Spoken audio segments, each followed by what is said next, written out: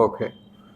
Today we are going to discuss how to prepare for this subject PSIR. Okay.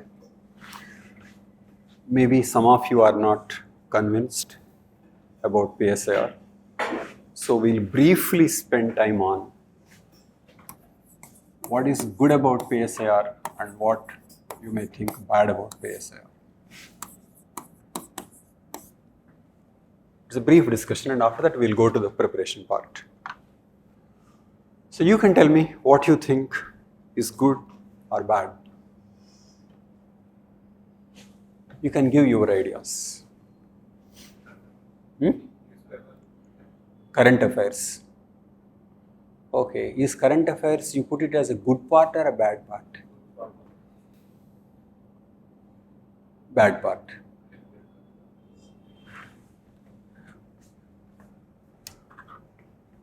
So,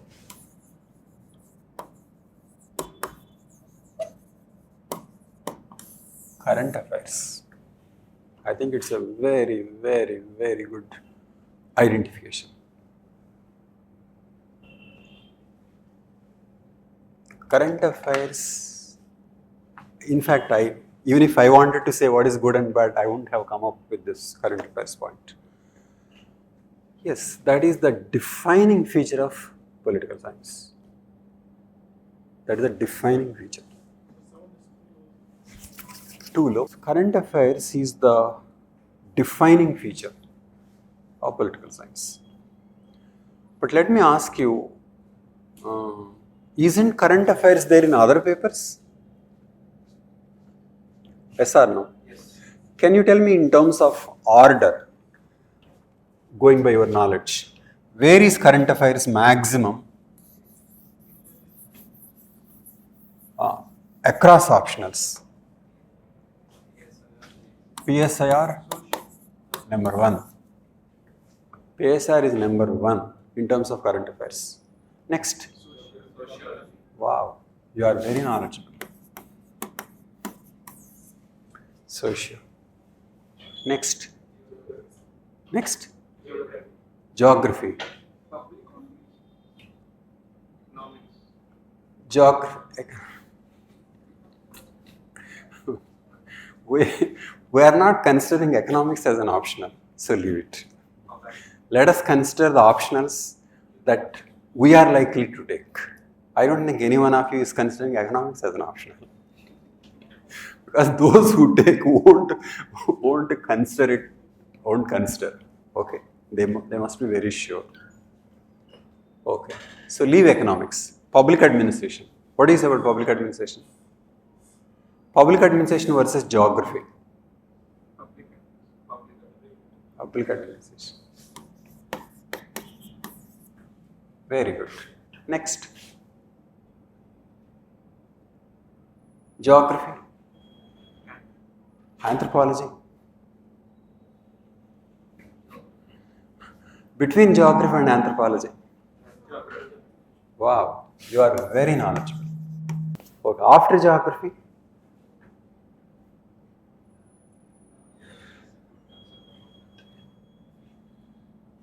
Okay, చూస్తాను. After geography. Where do you place anthropology? Maybe here.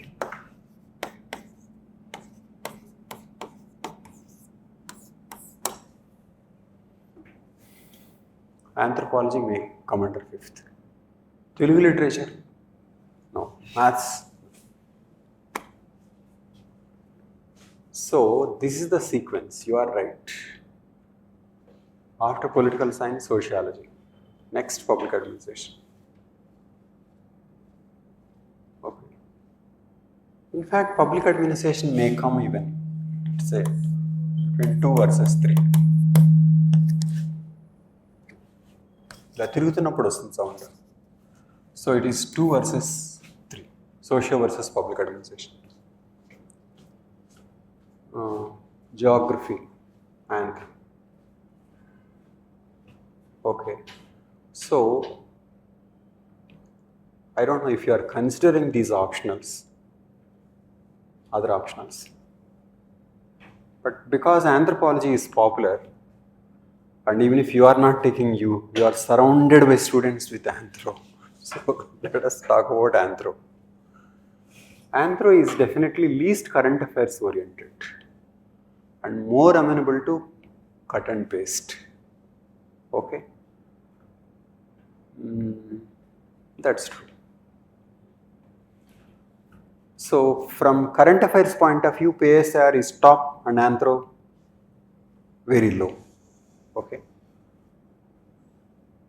Can you tell me what is the another difference between PSIR and anthropology?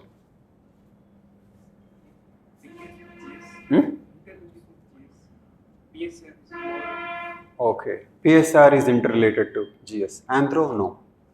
That's true. Any other difference? Okay.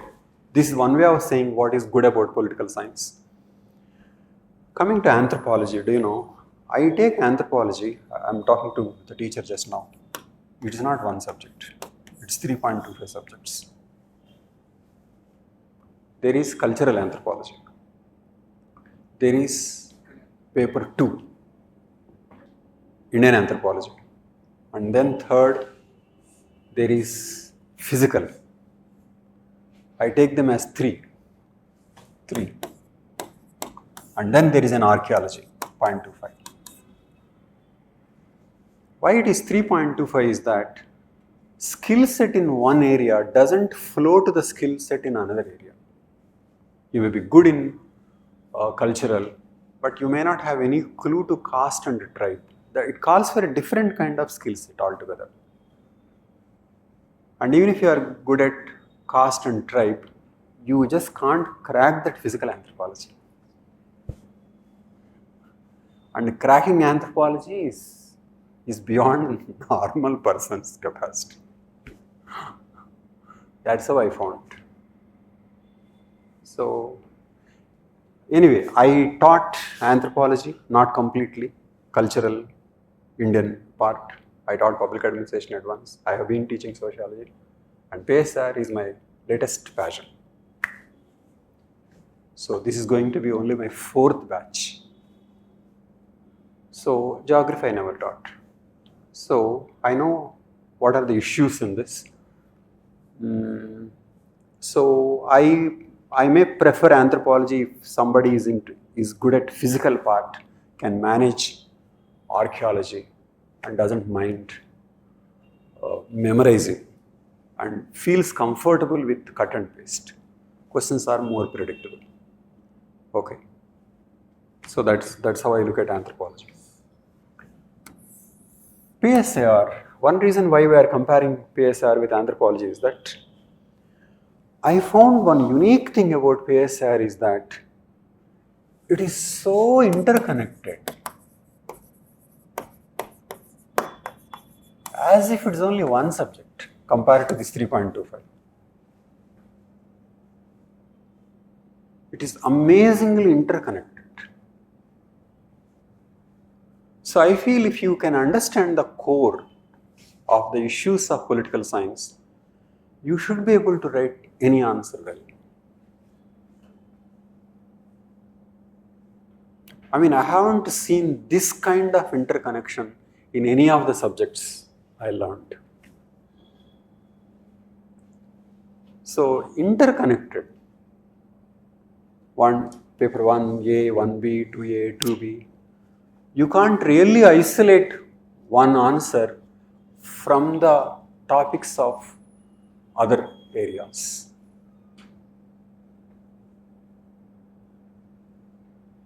So, interconnectedness interconnected is one issue, and second, current affairs.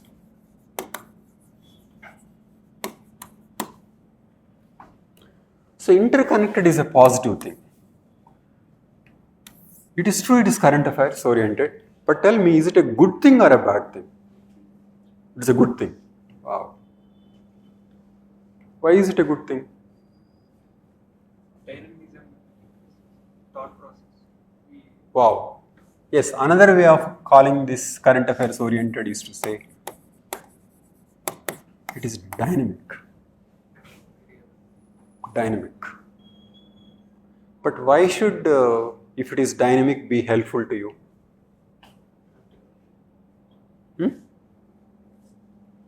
Why should you like if something is dynamic? Our thought process will increase.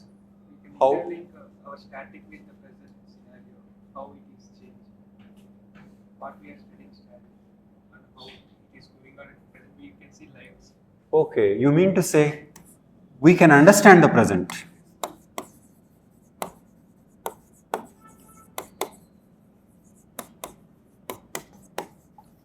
We can understand the present. I fully agree with it.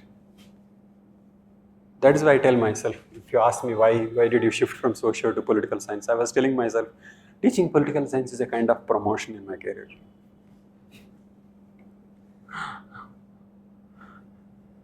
Because sociology, it was about society, but it doesn't touch what is going on now. So much of drama is going on, but social students don't study much of it. So if you really want to be in the thick of the battle, of the drama, hangama, political science is the right.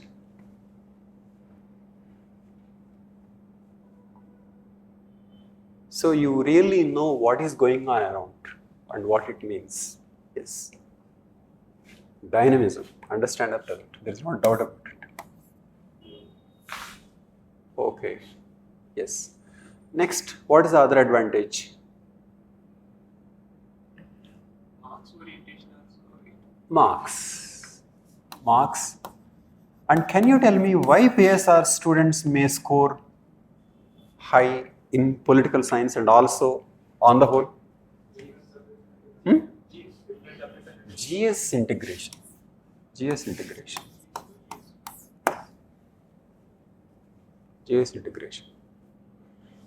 Okay. In fact, you can see if you take all the papers like essay, GS1, GS2, GS3 and GS4 and interview. PSIR is useful here, and here, essay and in other places also, because you learn to do modernity also. You do IR, you do polity, in fact you do economy in an insightful way. So modern India, polity, economy, IR. And ethical thought.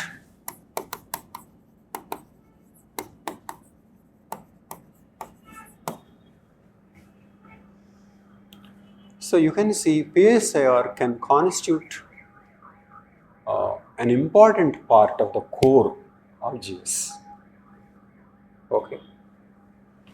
So this is how it is. Okay. But then, what do you think may be the bad part? You don't find anything bad? What is that? Exactly. Current affairs can be considered good part, can be considered bad part.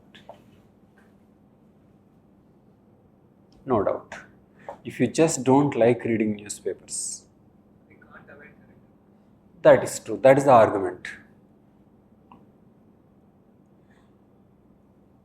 So some people choose an optional. It is like this: do well there, and then whatever you are forced to do, you do them at one level.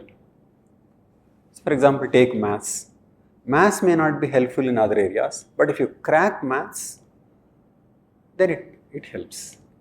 So people go to a different corner, Telugu literature, maths, and do well. So that is one way of approaching. Another way, PSIR approach is After all, you have to be good at current affairs, you have to be good at writing. Why not learn them through the optional itself? That's one way. Because you can't avoid current affairs.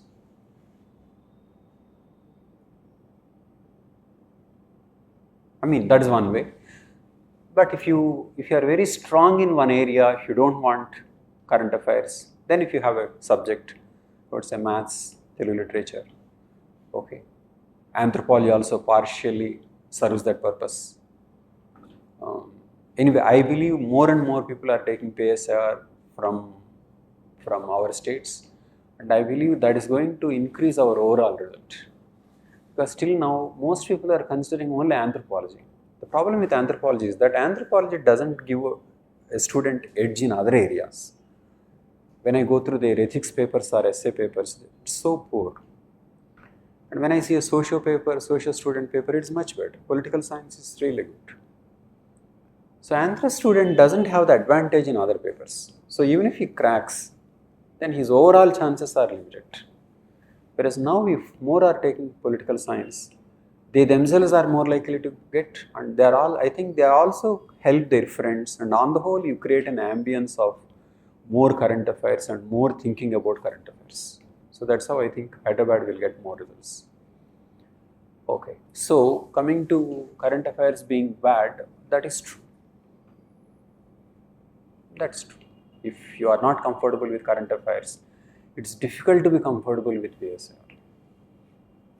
You can't really escape. Maths, Telugu literature are 100% escape. Anthropology a little bit.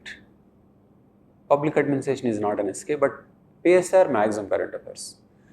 But let me tell you, coming to current affairs, many people ask me, difference between GS and PSIR. GS current affairs is vast and it is a micro. This current affairs is not vast and this is macro. Please stay there. Some people ask me, if we study for PSIR, is polity covered? I don't think it is like that. Because polity is micro.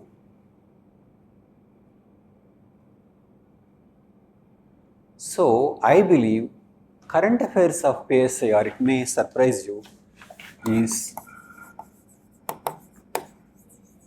predictable. In fact, I was shocked to know that in socio also current affairs questions are asked, but socio current affairs are not predictable. So many times students complain after paper 1 they do well. After paper 2 they ask, sir, is it really sociology?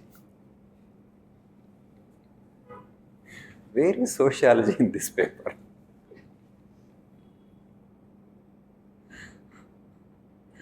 So they want to know where is sociology in paper 2 of sociology. That's how paper is.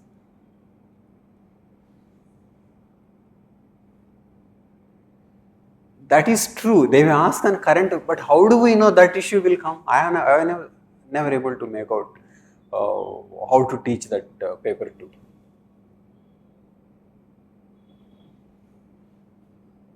So current affairs questions come and we have no clue to why that question should come. And I was shocked to see political science current affairs are incredibly predictable. I was shocked. Why are they predictable?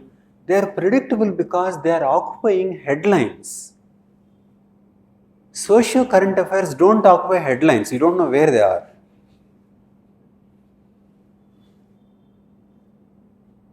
PSIR current affairs occupy headlines. And do you know, they call it current and dynamic. They are actually repeated. Go through IR paper. Almost all same questions.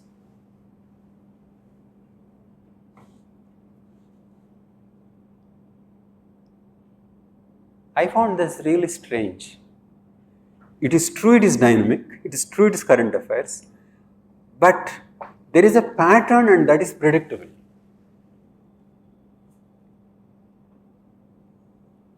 Because they touch only major areas. Thank you.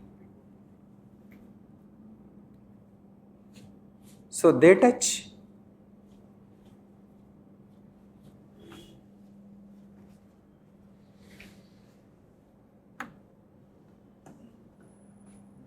only major areas, and that too those areas closer to the syllabus, UN Security Council. Okay. So there are certain areas, so I found behind that dynamism and current affairs, there is actually predictability. Whereas GS current affairs are just hopeless.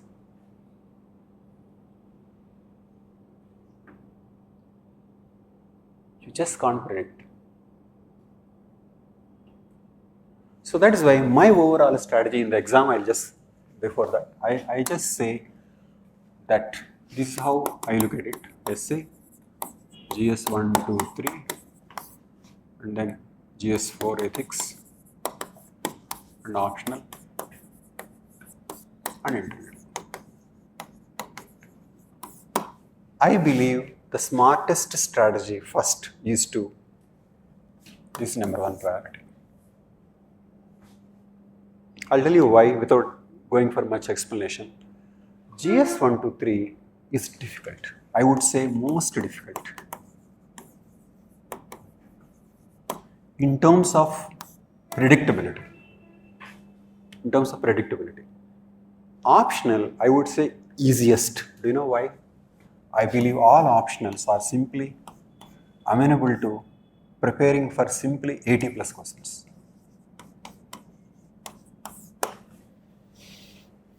Sociology, public administration, anthropology, political science. In all these papers, you identify 80 plus questions with variation and make good answers. I would say that is the way to prepare for an option. A booklet like this helps. This is a booklet done with a lot of insight. I took a lot of time to do this. There were so many classifications. I didn't like any because they were mechanically classified.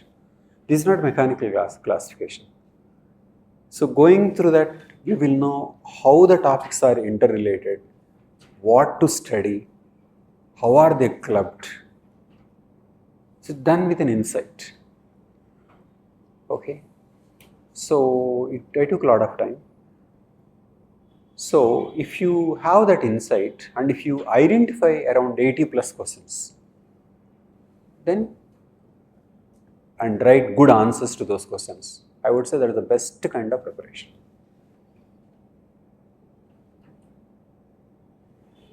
Okay. So optional should be your first strategy. In optional, you should try to get the top score. If you want to be a topper, you should be through optional route. And after optional, I would say ethics and essay. What ethics and essay call for is that they don't require time, not time, but approach. Certain concepts.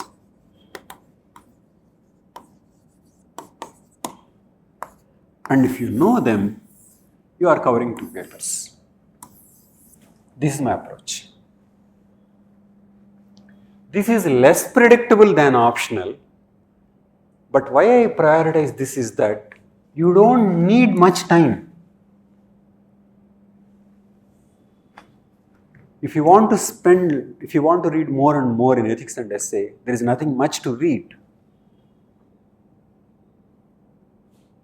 But because there is nothing much to read, students, they ignore. That is a mistake they do. Because how do normally students read? They go by like that. Okay, for each book, for each topic there is a book, polity, economy. So they go by the books. So GS 1, 2, 3 books occupy a lot of space. And ethics, it doesn't occupy, essay no book. So they don't think of ethics and essay. GS bookshelf is full of GS 1, 2, 3. So they're busy preparing. Whereas from exam point of view, ethics and essay is for 250 marks. GS 1 to 3, 750.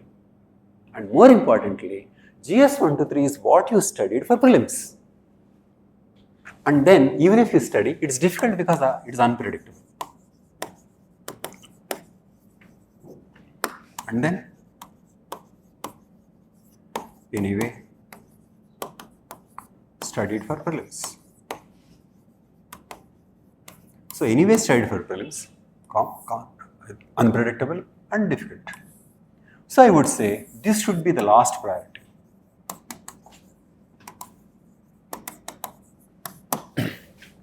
Let me know if this scheme is clear to you. Optional first, because it is predictable.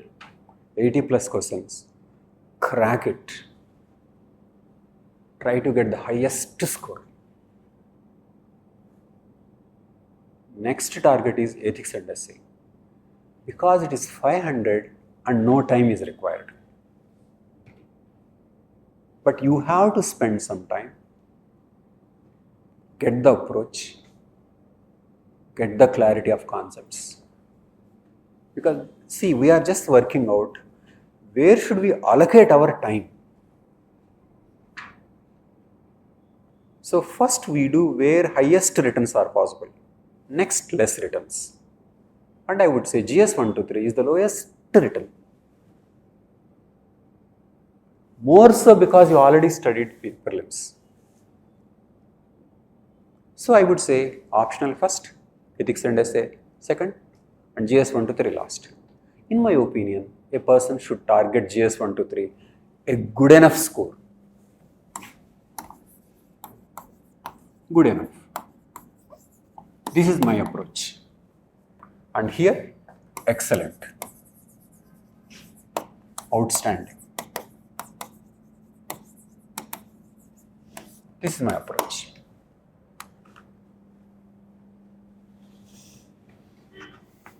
I want you to have an holistic idea.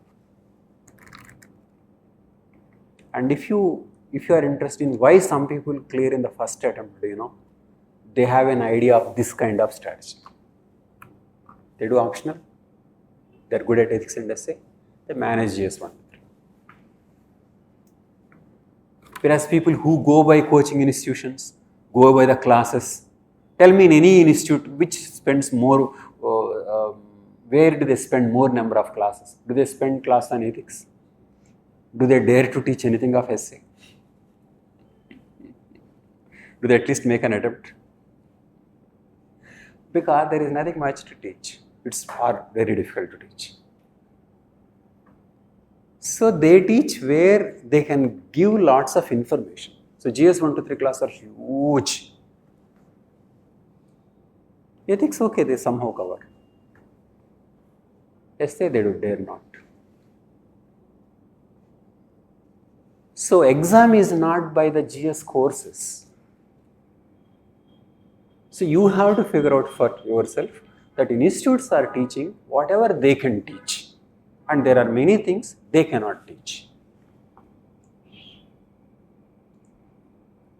So you will have to work out. So in my opinion, this is the picture I have understood. Optional, of course, optional institutes teach, predictable, and you can do well. Next, ethics and essay, no time, but if you spend time, more than people normally spend, and if you are clear, then that is the lowest, low-hanging fruit. Next, GS 1 to 3. In fact, ethics and essay will take less time compared to optional, so it's better to spend. But then optional is predictable. Optional is predictable. So you have to crack that. Next, ethics and essay, and then GS 1 to 3. And if you are taking PSIR, ethics and essay will take much less time and you become much more competent. Tell me, is my overall plan clear to you?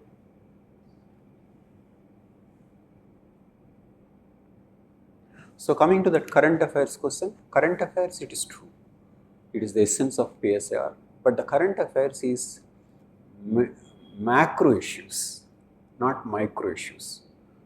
So if you can focus on the macro issues with the depth, then that enables good PSIR preparation instead of reading everything of the current affairs.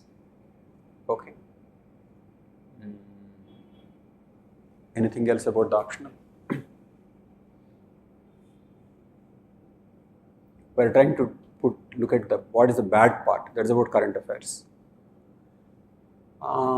Next, maybe some people will say it calls for writing. That's true. That is why doing PSIR means doing the entire exam well. Whereas you can escape to some other optional and avoid these challenges of both writing and challenge of current affairs. You take maths, Telugu literature, that is complete. Anthropology little bit. Okay. PSIR does call for writing compared to say anthropology. Writing means you should be able to write. But then same as for current affairs argument. After all, you need to be good at writing well. In fact, even in anthropology also you need to be good at. Only some answers are cut and paste. There are some tribal India, cut and paste doesn't work. There are questions, cut and paste doesn't work. So I feel that responding to the challenge of PSIR is to respond to the challenge of the entire exam, rather than escaping into some other optional where these challenges are not there. Of course, if you are very good at a particular optional, you are most welcome to do it. But I am just telling you these are the issues.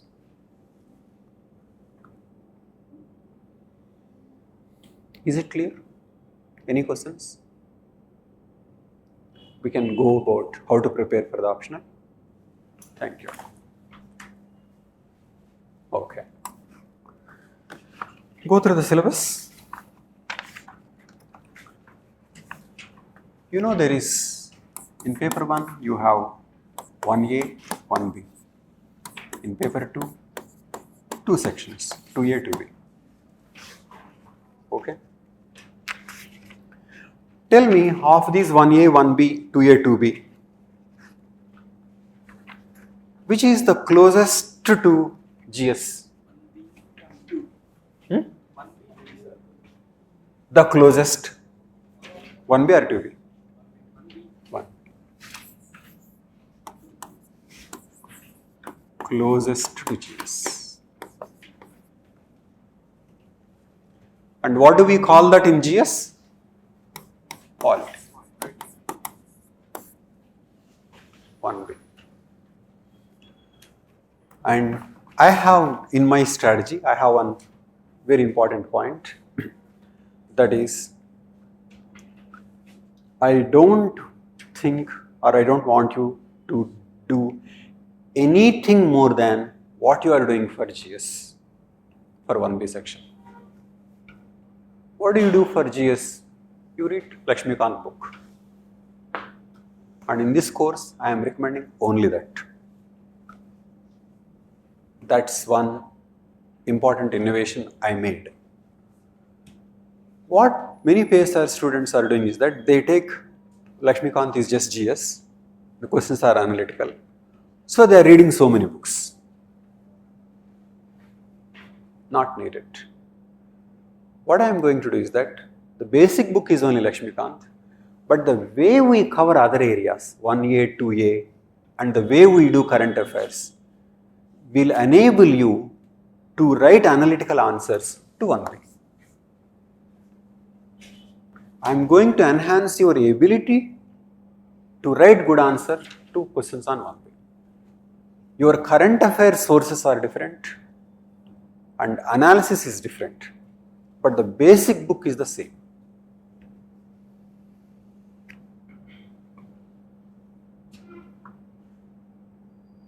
Is it clear? So I have eliminated at least 5-6 books on Indian government and politics. Okay. So many books are recommended, but actually they are of very poor quality. Poor quality and outdated. There is an Oxford book, well written, but it is outdated. So Oxford series is exceptionally well written, but for Indian polity section they are outdated. Oxford series on constitution is there, Oxford series on politics is there, Oxford series on foreign policy is there, all outdated. So my approach is very good quality static part, and quality current affairs.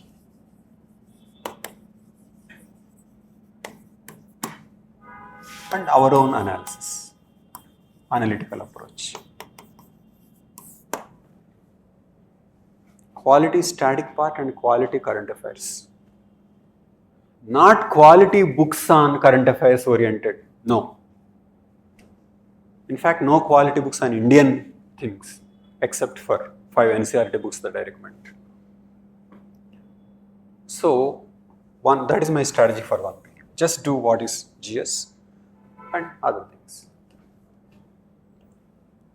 Next, 2B. The issues with, let me tell you, I noticed that PSIR students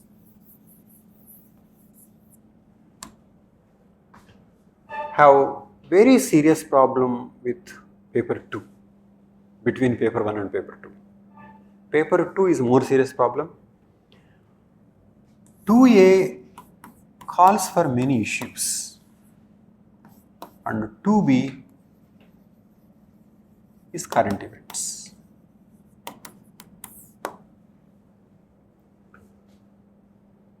This is India and the world, 2B. PSIR students, what I noticed is that they don't really have grasp of these issues. And when it comes to 2B, they don't have the grasp of issues and their sources also very poor sources. Poor sources.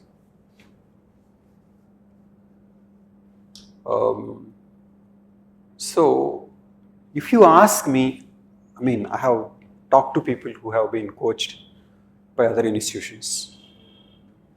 What I noticed from them is that they are not really good at 2B. They just read what is there for GS. They don't really know what to do with 2A. And this they do for GS, 1B. And all their thinking is just 1A only. They start with the first chapter and they go on doing that 1A only.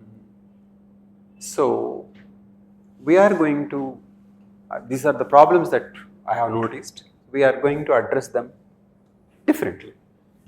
So, 1B, just GS, 2B, quality resources, 2A, quality books and quality resources.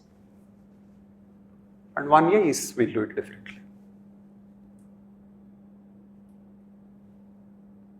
Okay.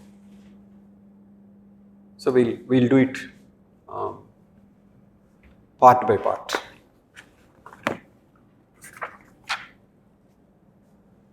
Just let us do 1A. Okay, this is AR first ranker. See, look at political science paper 2, she got 147. Okay. So, see paper 2, 147. Very high score. Okay. So, from this, see paper, ethics paper, 141. Paper 2, 125. Interview 200. Okay. Only area where she didn't do well was essay. I think maybe her approach was wrong. I have gone through her ethics paper, I didn't go through her essay paper. But on the whole, This helps across the areas. Okay, now go through paper 1 syllabus, paper 1 section A. So what does it say? Political theory, political theory. Political theory, meaning and approaches, theories of the state, justice, equality, rights, democracy, power, political ideologies, political thought. Just go through this and tell me what is the most important chapter in that.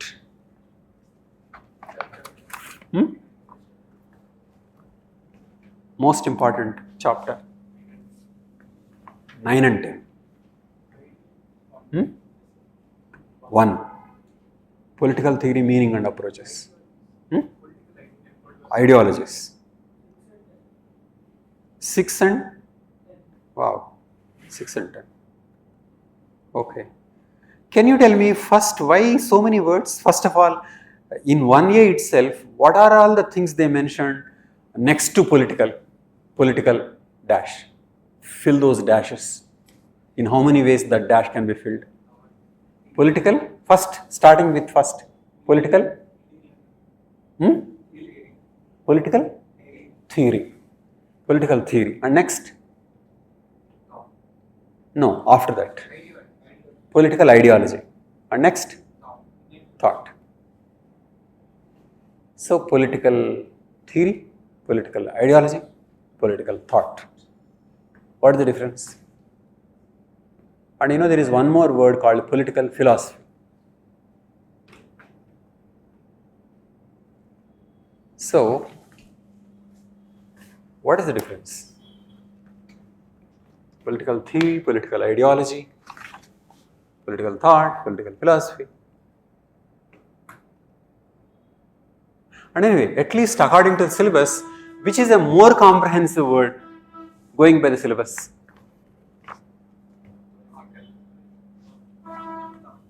Thought. What makes you think political thought is... Anyway, between Laex and this classroom, which is bigger? So, like that you tell me. Among those 4 words and go through the syllabus. Is political, it is like bringing some other institute. Is political, political philosophy is mentioned here. So, of those 4, going by the syllabus at least, can you tell me which is seen as a bigger one?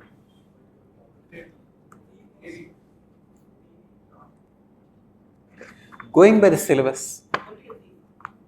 Thank you. Why so? Exactly. So, under political theory, thought, ideology are supposed to come. Whether they come or not, that's a different issue. So, political theory, under political theory, according to the syllabus, political ideology, political thought. Okay. Maybe he will include political philosophy also, if he has to classify. Though political philosophy is not mentioned here. Okay. So, there are 4 terms: political theory, political thought, and political ideology. Okay. You may ignore political philosophy. Political philosophy. So, when you say a book is on political theory, what do you mean? When you say book is on political ideology, what do you mean? And if the book is on political thought, what is it?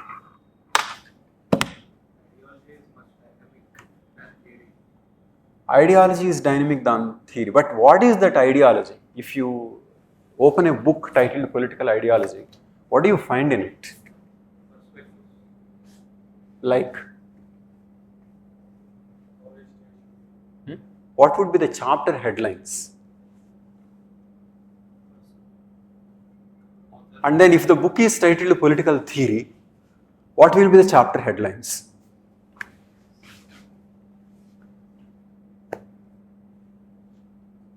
Political theory, equality, democracy. Huh? Political theory, equality, democracy, justice. Yes, in political theory, equality, democracy, justice, okay, rights. Political theory deals with certain concepts. I don't know where to use the pen. Any idea? See, political theory, he's right. Certain concepts like democracy, equality, rights, political theory. And political ideology, Interpretation of social norms. chapter headlines, socialism, Marxism, liberalism. That's it, political ideology. Political thought,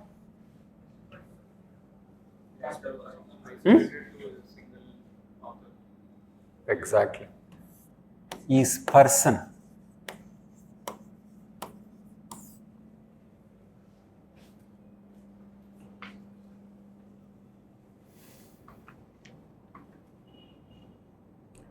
So, and when they do under ideology, how do they cover Marxism, for example?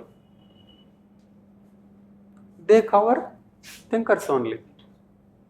Under political theory, again they cover thinkers. So essentially, certain core ideas are organized under different headings. That is why I find political science is completely interlinked. So these are not separate topics at all. These are not separate. Under political ideology, they talk about liberalism, and under liberalism, they will include some thinkers. Under political theory, they say rights, under rights, they thinkers. Why these many words? So my approach is, I don't go by this order at all. Okay, I came, fine, that's. So I don't go like this, political theory, it's like this. Because I feel if you understand thought, you can write related ideas in relationship to particular concepts. So, put in more practical terms, I found that teachers do from this 1, 2, 3, 4, 5, 6. No. I'd go to thought. Western political thought and Indian political thought. So basically I worked on thought only. This is the Western political thought. Okay. So I covered all the important thinkers plus the thinkers mentioned in the PYQs, though they are not mentioned in the syllabus. This is about political thought. So this I think is the most important part of the PSIR course. Okay, because if you are good at this, if you are good at Western political thought, then you are good at other things. Indian political thought, also this one, chapter 9. But this is not very difficult because you are doing modern India. From the modern India, you will get the sequence. So this is simply thinking in terms of certain ideas of those leading figures. So between Western political thought and Indian political thought, I consider most important focus is on Western political thought. Okay. So my approach is, don't go by like this, but rather just these two. See, one more thing is, I'll just come to what is this political thought about. This political thought starts with, from Plato. I covered Socrates also. Plato to modern thinkers like Fukuyama. Okay. What I noticed is that at other places, they just do the thinkers. Students don't have a grasp of the context. in which context those thinkers have emerged. Of course, the teacher will describe this the context, but the context is done briefly. Focus is on the ideas. So I feel that if the context itself is done elaborately, and if you fully understand the context, it is easier to link it to the thinkers. So that is why one very important thing that I do in this course is to cover this book, Modern World. So Modern World covers from Reformation to Islamic world, end of Cold War. So this you can say is helpful for 2A, helpful for political thought, and also helpful for international relations. And more importantly, it is there in GS also. Okay, but in GS there are not many questions on this, so teachers are not taking it seriously. But I find this, if you do this well, you will get political thought well, you will have a superior understanding of polity, and then you will have superior understanding of international relations. Okay, so that is how, by giving basic understanding of certain issues, I am doing this. Okay, you helpful to understand political thought and Indian polity. And one more thing is, I am going for tests. Okay, tests on all these books. For example, on this 11 tests are to be based. And interestingly, in these tests based on MCQs and 170 word answer. So through MCQs, I want you to be tested on the thoroughness of the subject, and 170 word answer. And I usually post that best answer to the Telegram. Okay. So basically the way I cover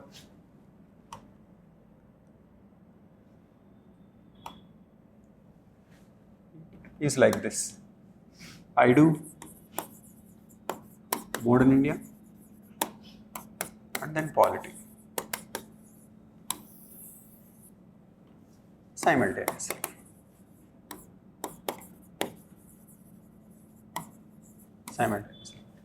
Sorry, modern world.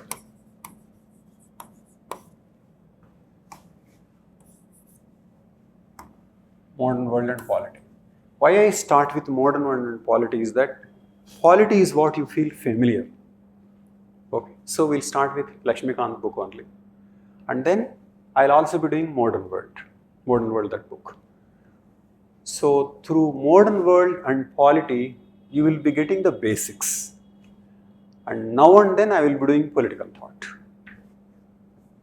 So I don't start with the abstract ideas first. I start with events and polity. Polity is what you are already doing, and modern world is event wise. We have good videos, and so that gives you an idea of what are the issues. So that is how I cover political thought. So by covering political thought, I cover entire 1 year. Okay, so this is modern.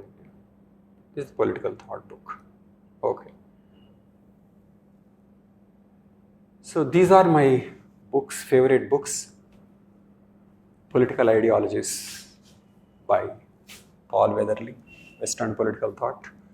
But I am not expecting them. I am not expecting you to read them. Okay. I will only be giving PDF of these, and you can refer to them now and then. And most likely after the course. Okay.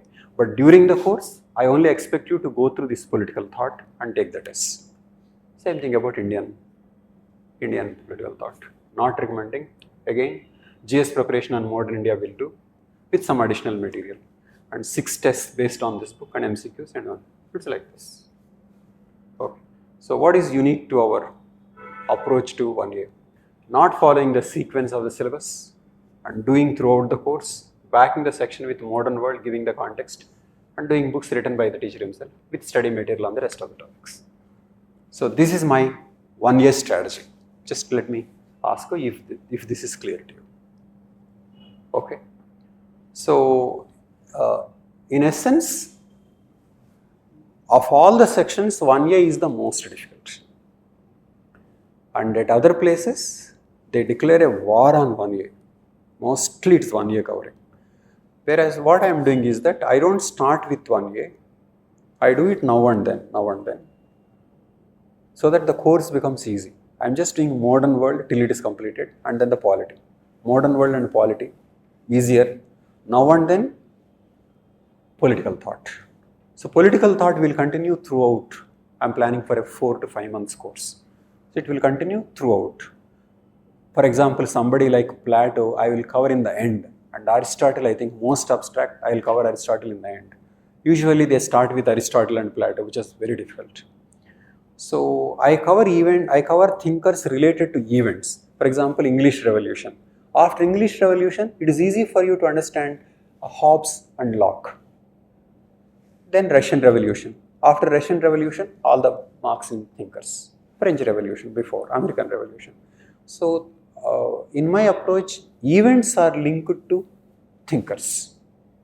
Events are done first. After an event, thinker is covered. But meanwhile, we will be doing polity. Which means that the thought is covered over a period of time. Even that, only thought is covered.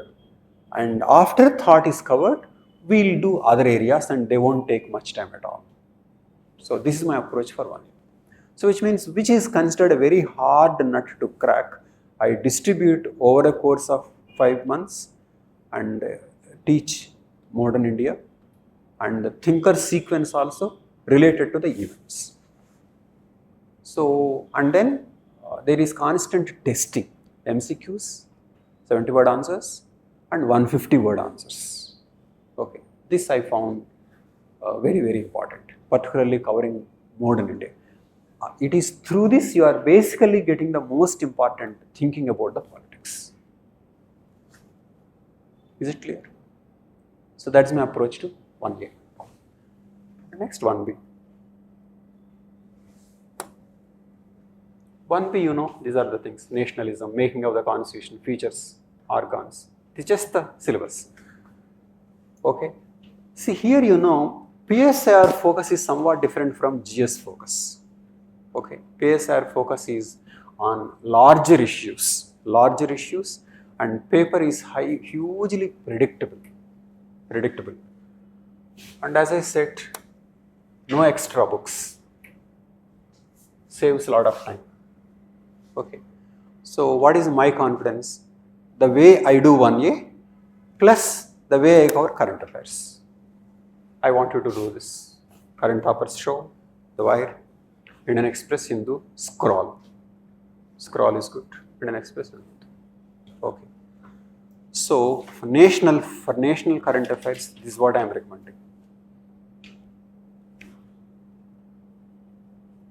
Okay. Because you are here, you can go by Hindu, go by Scroll and watch this show. So this is my current affairs preparation. I am not recommending other material. Okay. If you want to micro material, you may do micro material for GS, but not for PSIR. Okay. And I will be giving articles, PDFs. And then this is one more, my source. I want you to go through these books if you haven't gone through.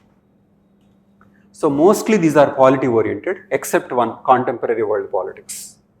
So democratic politics 1, 2, political theory, Indian Constitution Network, politics in India since independence, and contemporary world politics. Okay.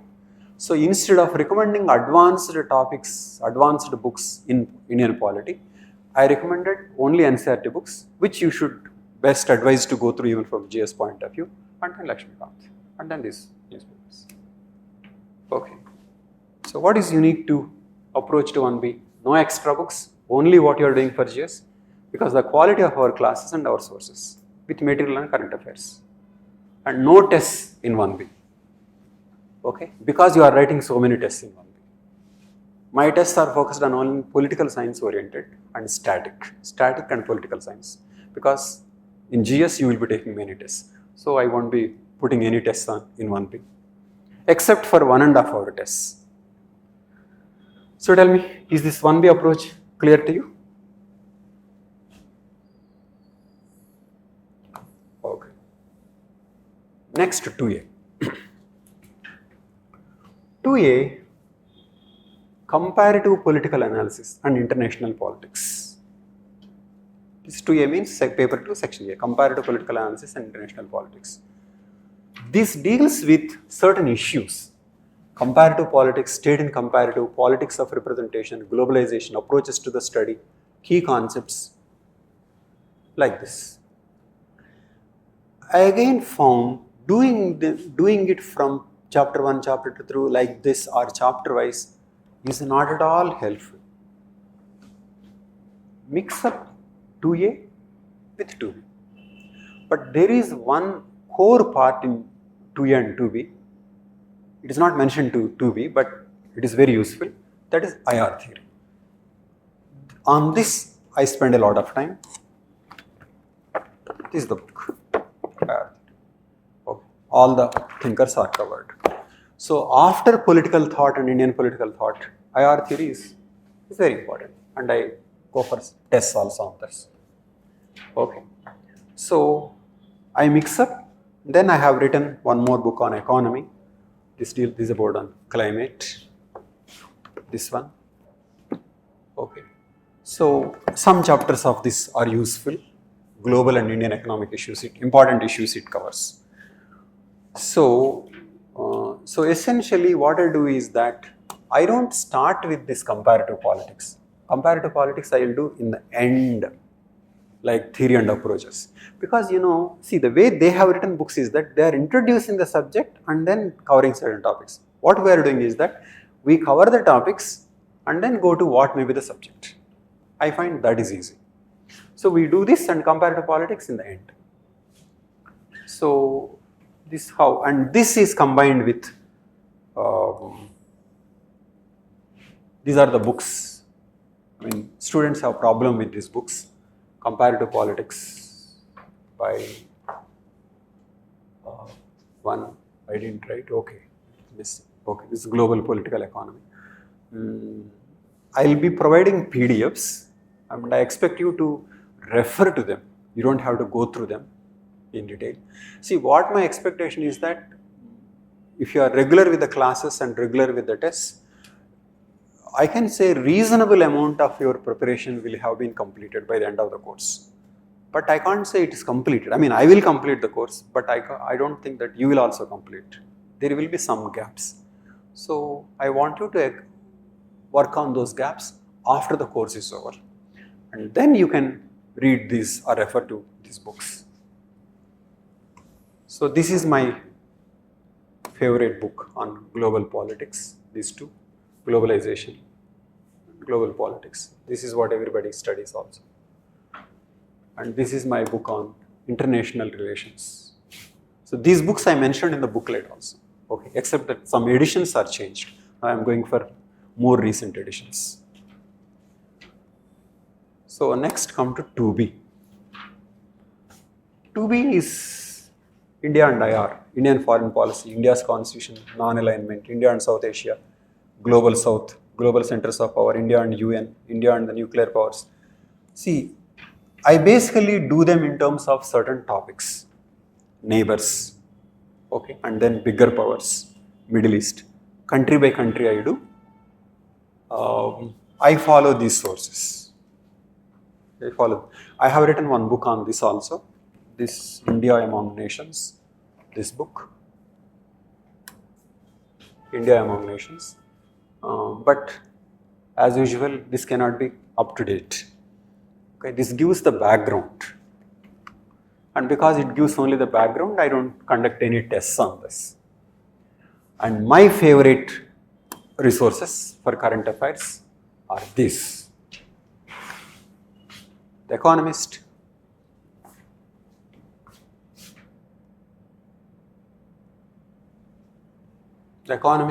Diplomat and Foreign Affairs.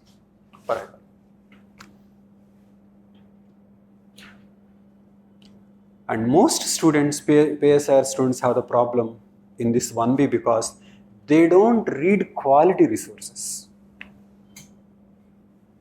They don't read. I have understood that PSIR students are only reading actually under PSIR only one thing, that is 1A. They are not doing anything. Nor the teachers are actually teaching. They just attend GS classes.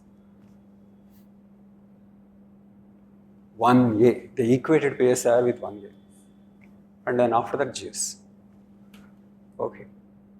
And 2B, they do very poor quality sources. And I am not recommending any of Indian sources. Indian Express, Hindu, some organization, there are different kinds of organizations. No. So the way I do is, suppose I want to do Maldives, ORF. Suppose I want to do Maldives. I don't try to find out what is written on Indian Express and Hindu or ORF. I just get an overview from The Economist. If any major development has taken place, I go by The Economist. Economist has that sense of judgment. It gives an inside story and it gives a judgment.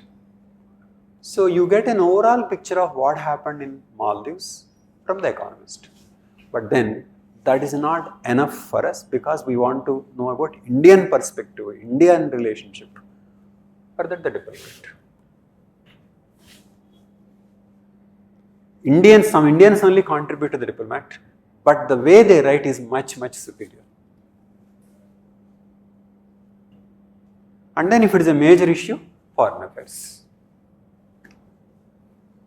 If it is a major development, foreign affairs also will cover. Okay. So after this, then I will follow some YouTube videos, or if there is any issue which is not clarified, then we can do it. But now of course we have a powerful tool, ChatGPT. So for any doubts we can ask. It will give resources also. Then we can go through the resources. We can't go by the answer itself. We can go to the resources it suggests. So my strength is following the quality resources in 1B. And because we discuss these things analytically, I find, in 2B. In 2A also these things are helpful. That's how I combine 2A and 2B. Basically what is 2A? It is simply, apart from political, there is an economic dimension to it. That's all. So if we do 2B and then the economy dimension, then we are covering 2A. The so-called comparative, which many students say we have no idea, it is simply a methodology. Once you know things, you will know what are the efforts they have made to understand things. So comparative politics, comparative study is a way of trying to relate these things across the countries. So once you have the perspective, it's very easy to understand what is that comparative politics is about. Okay, so I follow in a particular, in my own order, where you feel easy. Once you understand, then you will be in a position to generate answers. Okay, so that's why, what is unique to 2A to B? Superior perspective and far better sources. So students don't have the perspective, that is a problem, and the sources are poor. Sources are poor. Okay. Highly biased, prejudiced, extremely poor sources. Okay. So finally, these are the targets during the course. Attend the classes regularly, take all the tests, and be regular with 150-word assignments. And then we have 3 90-minute tests. 3 90-minute tests only, not 3-hour tests. Okay, section wise. Participate in the class activities, including presentations and group discussions. Last time we would give videos and the students are divided into groups. A group will cover 1/3 of the video if it's a 3-hour video. Second group will cover second, third. So group will make presentations. So we did all kinds of activities. And one more thing is we give a lot of importance to videos. So I noticed that most of the coaching is still textual, whereas the world has shifted to visual learning. People are learning visually, they are not reading. So we should also make use of the visual. Videos are very important. Okay. And I noticed that when you watch a video, you arrive at your own conclusion. But when you read a text, then author's conclusion is what you are more likely to pick up. Okay, author's text article doesn't have nuances. It says things black and white, whereas video is not like that. Video has many dimensions, many angles. So I was really surprised by the conclusion the students were making after watching the video. So each person will have his own observation to make on a video. But an article, it is not like that. So this is what I expect. By the end of the course, you will have finished a big chunk of the subject, though not everything. Okay, so that's it. I have this PSIR mentoring. That is Polity Foundation Test, IR Foundation Test, 24 tests on political thought. So what I want to show you is that if you are doing this course, all these things are covered. IR Foundation, 19 IR Foundation tests, 11 books based on model world, you will be covering. Polity Foundation tests, this we won't be covering. 24 political thought and IR, this you will be covering. So if you are doing this course, you will only have to join in the end 6 3-hour tests. You don't need any of them. So that is to say, once you finish the course, once this course is completed, you will have some gaps and do them on your own, okay, and then do prelims well, then around prelims or after prelims, then you take that test series. You don't need anything more, okay. So that's how I planned.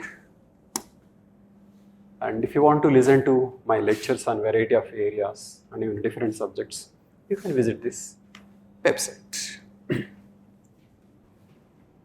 In fact, some of these books are the transcripts of the videos. Okay, first I delivered lectures and others transcribed. These are transcriptions only. This is a transcription. These are transcription. These are transcription. These are transcription based on it. Somebody is asking, how do you write so many? I didn't write actually. I made videos and transcription. They are transcribed. This is based on a course. I offered a course on modern world, and then after that the course was transcribed. Okay, and all those videos are available, so you can watch on any topic. Okay. So that's it. Now please.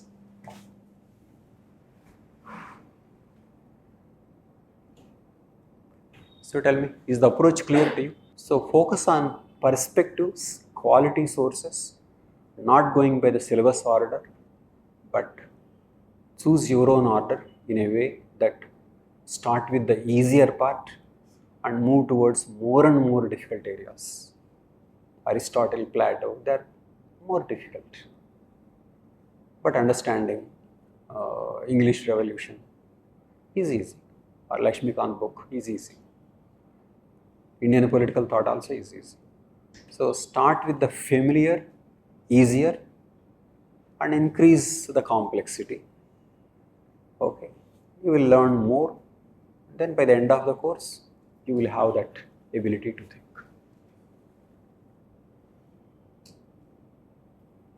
Any questions? So I will be giving these books and certain PDF documents and post some videos. Okay, you will be part of Google Classroom. Google Classroom is a powerful tool. So material will be posted, and some other test platform where you can write MCQs and 70-word answers. Okay, so you will understand current affairs, broader issues, and you will develop the writing ability. And in that way, you will be addressing the core of civil service preparation. At the same time, completing PSIR course. Is it clear? Any questions? Fine, we'll meet later. Maybe classes are from July 10th. Okay, July 10th. You can start with the NCERT books if you want to study. Regarding like answer writing, is not subjective, sir. So how can we like have an edge in answer writing compared to others? Thank you. Answer writing is a very important focus area during the course. In fact, first class begins with answer writing only. Second class also is with answer writing. I am going to give a conversation, okay, and you are asked to write an answer to a question based on that conversation. Okay. See, how do I develop this? See, writing comes from first thinking, clear thinking. From clear thinking to clear writing. This is very important. Clear thinking. And how do I get this clear thinking? I get this clear thinking through making people talk, present, discuss.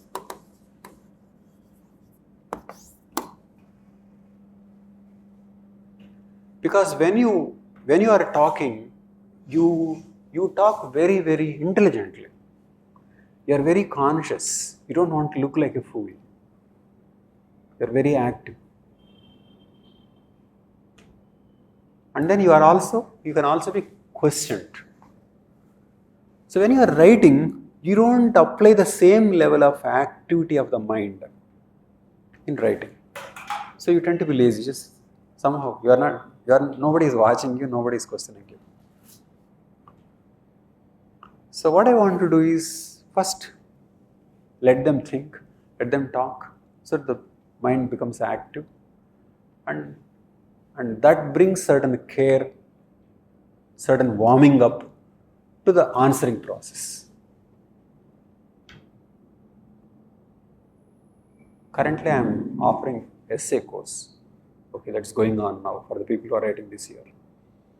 So these are the things we are doing. So in your course, this is how I take up a question, then discuss and give an assignment.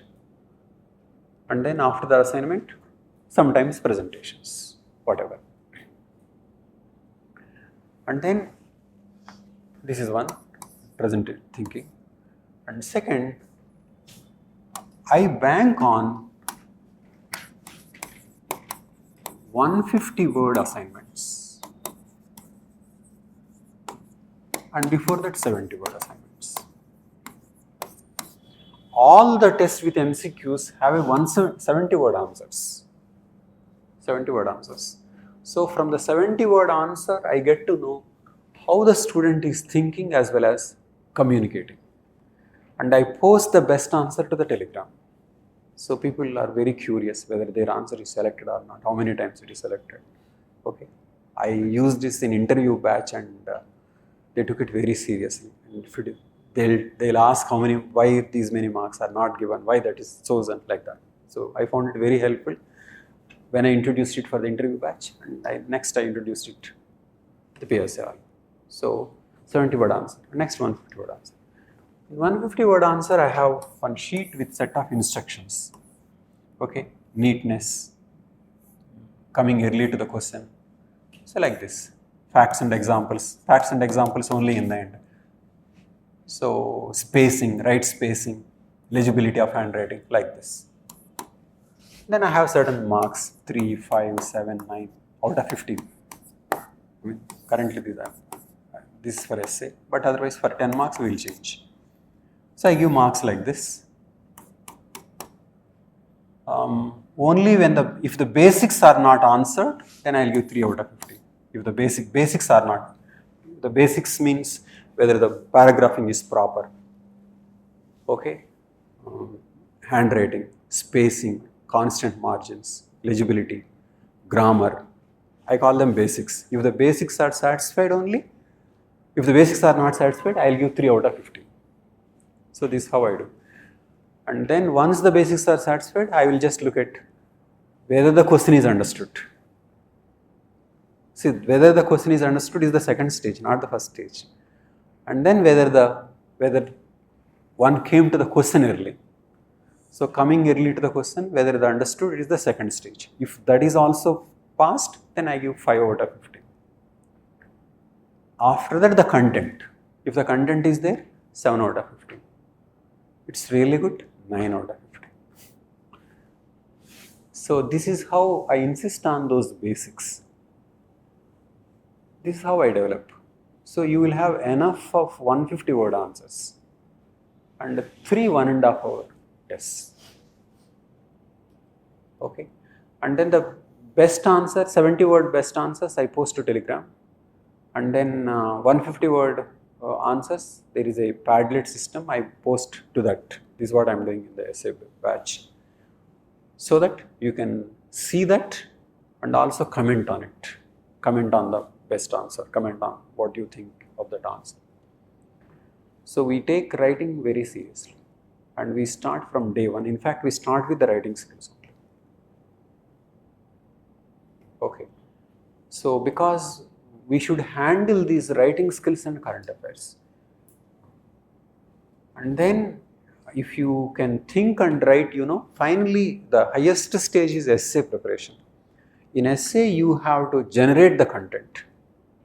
Okay. It's very easy, for example, problems faced by women. You have so much material. But to something like if women rule the world, see, what? How can you write on if women rule the world for 1200 words? Isn't it? Questions are like that. So that calls for generating, that calls for thinking, generating. You can't bank on information and drag that information. So it's about generating. Okay, filling up the gaps. So these are the things that you will develop, and essay is the highest challenge. But if you can write PSIR answers well, then you will be fully equipped to write an essay. But this is how we take it quite seriously. So there is a constant testing. Because of the constant testing and because I am giving the material, we are finishing everything only in 80 classes. Though we are going to take 4 or 5 months, the number of classes are few, only 80 classes. Because there are tests and you need to prepare. It's like that. So I designed the course in such a way, by the time I finish, you finish most of it. Otherwise, usually students have this plan, in this batch I will take notes, in the second, and after finishing this notes taking during the course, then they will study, it seems. But by that time, they will not know what is written. So we focus on learning on the same day. Through testing, we get to know. Okay. So through tests, I get to know. Why I went for MCQs is that MCQ is the easiest and the fastest way of testing without any subjectivity. So you get to know whether your subject is good. Once the subject is good, then writing part comes next. So this is how I designed it. Any other questions? When we read a newspaper headlines, how to identify that this headline is subject related and how to make a notes? Thank you. Please, you can ask me as many questions like that as possible. Newspaper reading. I think that's everybody's doubt. When there is an article, what do you do now? If you ask me, don't do much.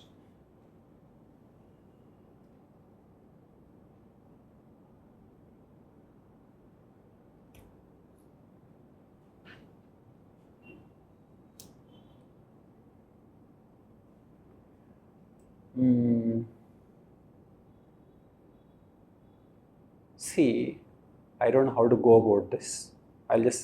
You will learn it over a period of time. First of all, many of them, they don't stand the scrutiny of time. A newspaper is a newspaper. It's not useful for the next day, because what you have to do is what is useful when you are writing that examination, whatever that is. Isn't it? So you have to be good on that day, isn't it? Not on the day you are reading the paper, right? So many things don't stand the scrutiny and relevance of the time. That is number one. Okay. Number two. So time is one factor. And second, quality. Time is what you may know from other courses also. But let me tell you, I believe, in fact I put in the slides also like that, but I removed them. I believe if you still find newspapers insightful, I believe my course is wasted on you.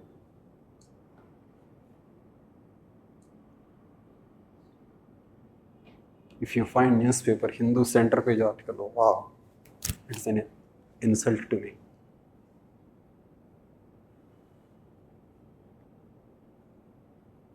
If you find that person Jay Shankar as a great speaker, it is an offense to you at the end of the course, if you feel so.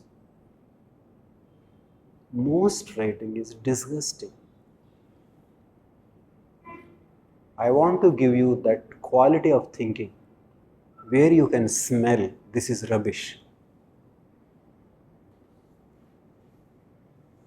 Most of it is not worth reading. Why do you read? I am convinced most of the foreign policy analysts, they are bound to go to hell. I have no doubt at all. Because what they preach is hatred.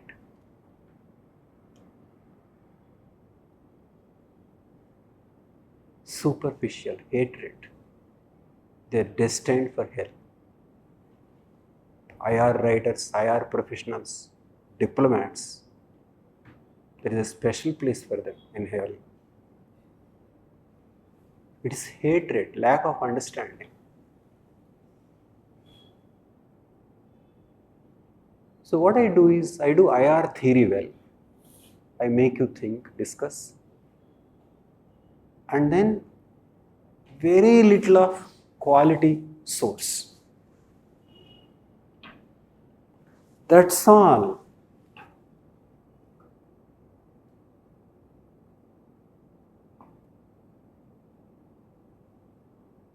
If the question on Maldives is expected, when you are going to write, you have a background now, and before the exam you will know, okay, what are the recent developments. That's all. Because students don't have anything, they will find everything so useful. They don't have anything.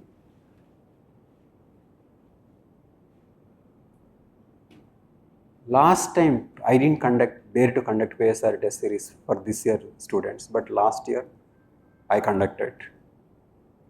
I saw their scripts. I told them these answers are very, very bad. But then they said, so, okay, we got marks, this is the score. Well, then I said, okay, these answers are poor, but okay, maybe that if that scoring is good, okay, we will go ahead. But finally they end up with poor scores. So I said, no, next time I am going to apply my standards. What did they write? That man said, this articles. Let me tell you, people have a very cheap opinion of the exam. And I have come across one institute which is giving how to crack any question on IR, how to do it since. Oh my God. Economic, political, diplomatic. What I found is that they brought me the answers, suggested answers. What I have found is that student is not paying attention to the question. He has 4 strategies, 4 into 3, 24, 12 dimensions. And diagrams, zoom, cracked.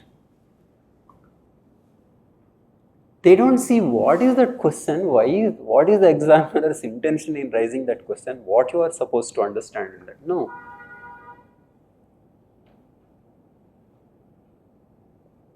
What I understood is this: students are very dedicated to success. They are highly committed. But that commitment is not extended to writing. There are just blah blah blah.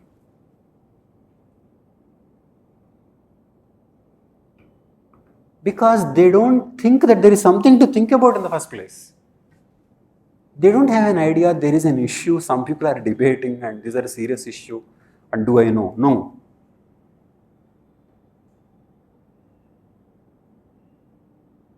Why I am happy about PSIR popularity in Hyderabad is that I think Hyderabad students will be exposed to somewhat better thinking. Till now they are escaping in anthropology. Now PSIR will help, and anthropology students also will have the benefit of that insight coming from PSIR students. On the whole, it will help.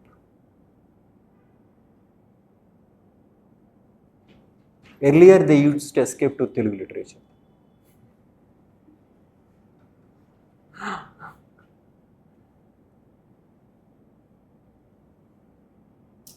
So, most of it is poor quality. And lot of it doesn't stand the scrutiny of time, relevance by the exam time. Okay. So, what I suggest is, I never read Hindu editorials, center page articles. I never read any at any point of time. So, what I expect from a student is that you focus on the static part. Static part you be clear and make notes there, not on the dynamic part.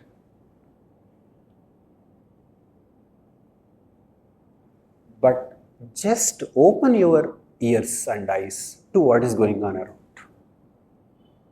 Because you can't suddenly cover an event before the exam, it's not like that.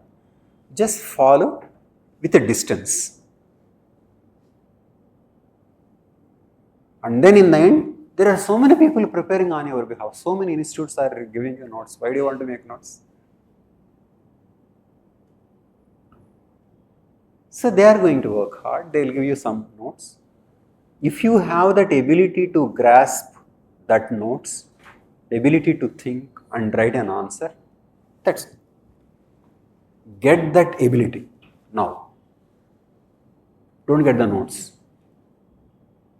And definitely don't make the notes.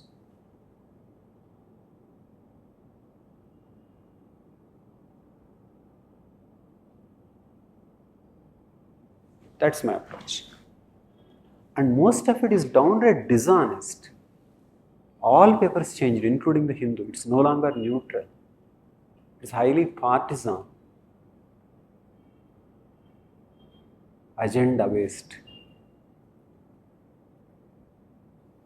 So they are not to be respected, not to be trusted. Okay. So you just follow what is going on, just like drama. Don't take it seriously. Will you write, for example, if Pawan Kalyan's Tirupati Laddu program, will you write Pawan Kalyan said 1, 2, 3 points? Will you write like that? You will know it is so nonsense. And you will know later, Jaishankar's statements also are like that. Now you may think Jaishankar said these are the issues. They are not different from Pawan Kalyan's statements. Just that regarding Pawan Kalyan, you know this fellow. Okay. Whereas with Jaishankar, you think, oh, diplomat. But he is far worse person. Far more evil.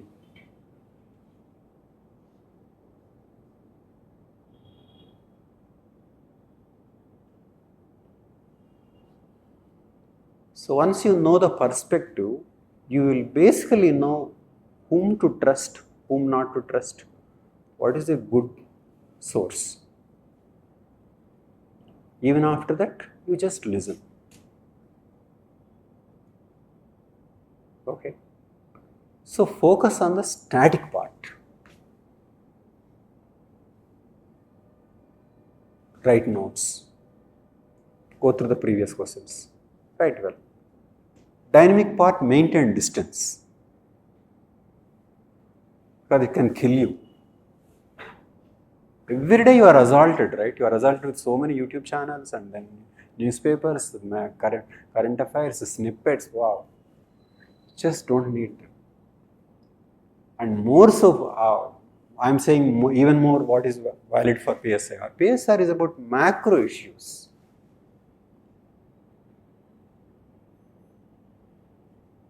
So pay attention to macro issues. That also paying attention, not making notes. Okay, in the end, go by well-developed notes. Static part, do well. Okay, more than that, most of the information you shouldn't be in a position to appreciate or tolerate. Unless you find it funny and entertainment, it is wrong. See, if you watch Pawan Kalyan, do you watch it for educational purpose or for entertainment? For entertainment. So if you find it educational, then there is something wrong. So most of it is like that. It is just poison. Just poison, particularly in foreign policy. It's hatred. It's not worth paying attention to. You may ask, how do you write the exam then? That is an issue. In the exam, there are certain facts and there are certain decent people.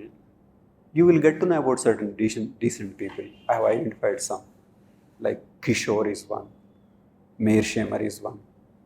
Okay, so you will see 2-3 people and their views. And then on any topic, for example, when you are reading Economist mentions the source that according to the head of this person, this think tank, this research. So the sources that I gave, they mention the sources and the people. Okay, so when you are finally writing the exam, you just mention according to this. So I want your answers to have perspective as well as backed by evidence. But if you are reading good sources, you will also have good evidence.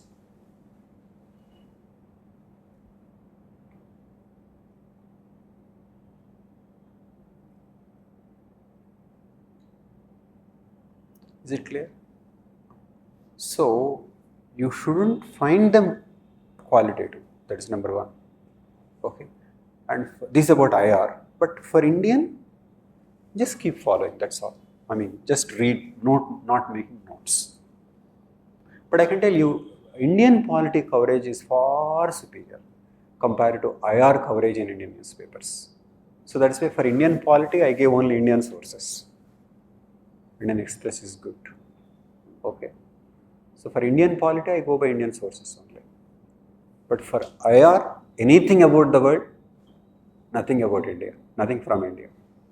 So learn from outside and just look at what the others are saying, and you will have a perspective basically, and write from that perspective.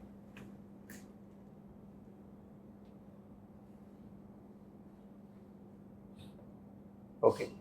So in the beginning, it may look like so much is happening, but as you learn more, you will find lot of newspaper, it's just not worth reading. So here and there, but you will be attentive to the linkages and issues and read behind the lines or between the lines. What is the issue that may be going? Okay, just like Pawan Kalyan's analysis only. You don't go by the news. You just see what is this fellow? Okay, he's deputy chief minister. When does he plan to be chief minister? What is the issue? A competition between whom? Why is this? That's how you think, right? That is how other issues also are like that. That includes Supreme Court judgments. Okay, more so the issues or the present position is pretty bad. Okay, so you have to continue learning, and one of the prerequisites to continue learning is to maintain distance with the present. Just distant. just watch it like hangama. Just take little and write well in the exam and leave it.